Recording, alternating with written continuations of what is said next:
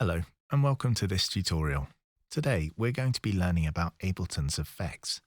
We'll start with something simple, and then we'll have some fun with it. So to begin, bring your mouse up to the window in the top left.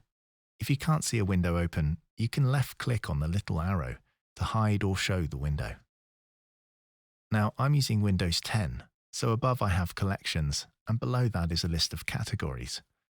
We want to come down the list and click on Audio Effects. They should all show up here in the right-hand window.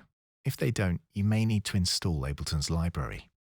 Each one of Ableton's audio effects has a list of presets, which can be accessed by clicking the tiny arrow. I think I'm in the mood for some echo. That could be cool. To load them up, simply click and drag them onto the channel you want to add the effect to, and then let go.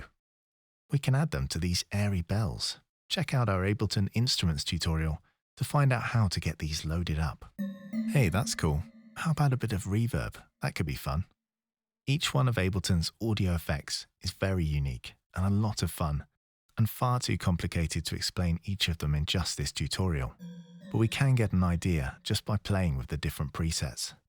Lastly, let's go back to our categories here on the left and try out our MIDI effects.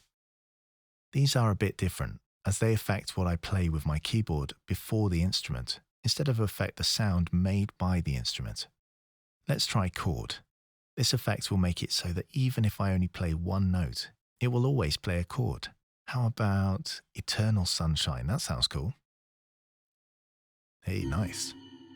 Very cool. I hope this tutorial has been helpful in helping you get started with Ableton's effects. Don't forget to like, subscribe, and check out our channel for more. Thanks.